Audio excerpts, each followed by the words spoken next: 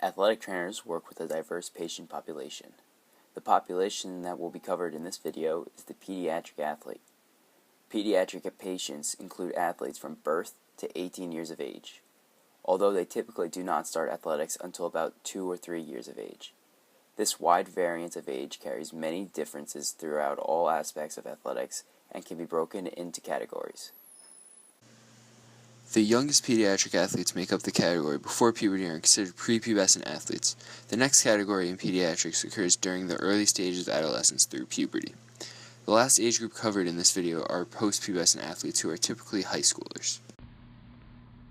Although no special certifications or legal restrictions in the treatment pertaining to the specific ages of these athletes, some differences among these stages of pediatric athletes will be discussed. The youngest athletes, sports tend to be more recreational and less intense. However, they still deal with a multitude of unique risk factors leading to age-specific injuries. Some of these injuries include growth plate injuries, overuse injuries, heat and cold pathologies, and concussions, often due to weaker neck strength. Growth plate injuries occur frequently in gymnasts and damage the growing part of the bone limiting its development. Overuse injuries often occur due to improper rest at this age and include apophyseal injuries and stress fractures. Another common issue are heat and cold pathologies, as for younger age groups, their thermoregulatory systems still aren't fully developed. For this age group, ATs will be found practicing at some youth sporting events via per diem jobs, hospital rehab settings, and participating at the Youth Sports Safety Summit. The Youth Sports Safety Summit is held annually by the NATA to educate on current issues in youth sports safety. As for an AT working with this age group, you often find yourself working with other populations as well, as job opportunities tend to be limited. Puberty is best described as physical changes to the human body that makes the individual more sexually mature. This process takes place in females generally between the ages of 10 and 14 years old, and a little later in males, usually starts between 12 and 16 years of age. In the most basic term, these changes are brought about by fluctuating hormones within the body. But these hormones don't just cause acne, but can put athletes at increased risk for injuries that athletic trainers in this field have to keep a careful eye out for. The types of injuries are similar to the pubescent age group. These include injuries to growth plates from activities such as weightlifting, and overuse injuries, some of which are specific to pubescent athletes, such as Osgood-Schlatter syndrome. But pubescence also brings about new problems. These athletes are more susceptible to lower extremity injuries than prepubescent athletes, such as patellofemoral pain syndrome, which is a non-traumatic knee pain that is caused by overuse. In addition, specifically females are now at an increased risk for ACL injuries. A big problem that athletic trainers need to deal with concerning pubescent athletes is the fact that everyone goes through puberty differently. First off, girls are going to mature much faster than boys, and boys have a wide time span for when they mature. You can have two boys, both of whom are 13 years old, and one will already be 5'10" and 160 pounds, and the other will still be barely 5 feet tall and maybe just over 100 pounds. This can be a big issue since most sports in both a club and school setting split teams up by age. Now, in a football game, for example, you might have an athlete who just went through a major growth spurt going head-to-head with a much smaller athlete, and that smaller athlete is at a considerably higher risk for catastrophic injuries. As most people can attest to, puberty is an awkward time for any guy or girl, so an athletic trainer must be considerate that an athlete might not be totally comfortable and confident with their new body, but at the same time, an athletic trainer must be prepared for the new set of problems puberty brings around.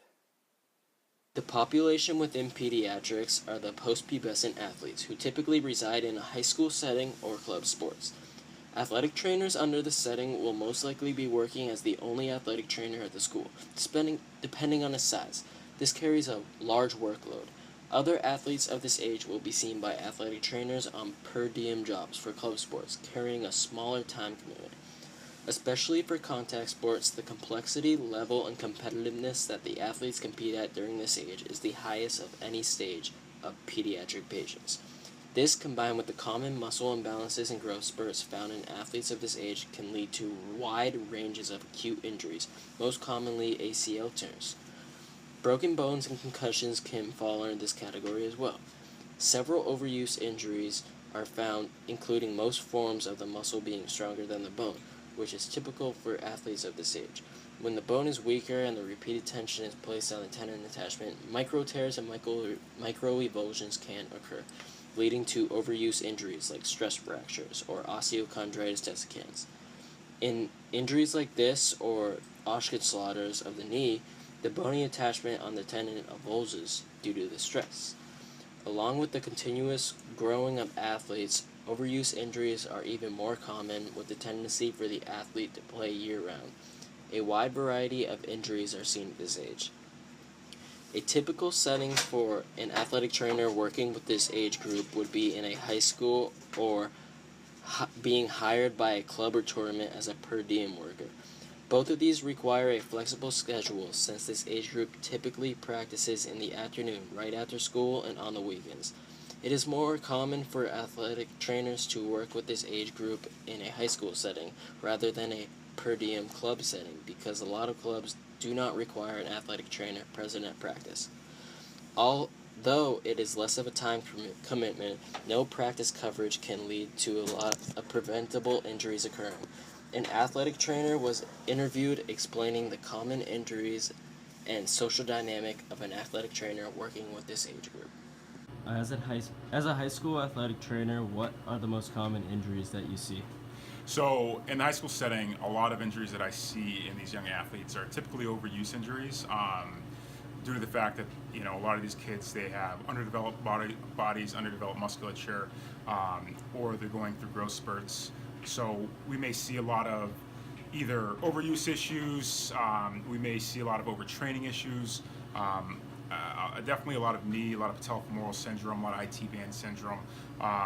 And as far as musculoskeletal stuff goes or musculature goes, you see a lot of hip flexors, a lot of quad, a lot of things due to muscular imbalances as well. We do see your ACLs, your shoulder subluxations or dislocations, obviously a lot of concussions, but for the most part, we see a lot of overuse issues. How does being a high school athletic trainer affect your social dynamic? So, as an athletic trainer in the high school setting, you're very busy.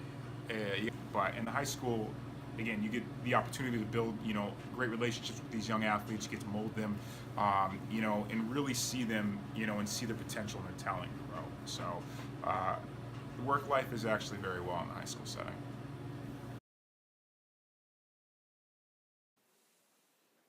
Despite still requiring parental consent to treat anyone in the pediatric demographic due to them being minors, these athletes still require the same level of attention and professionalism as any other age group.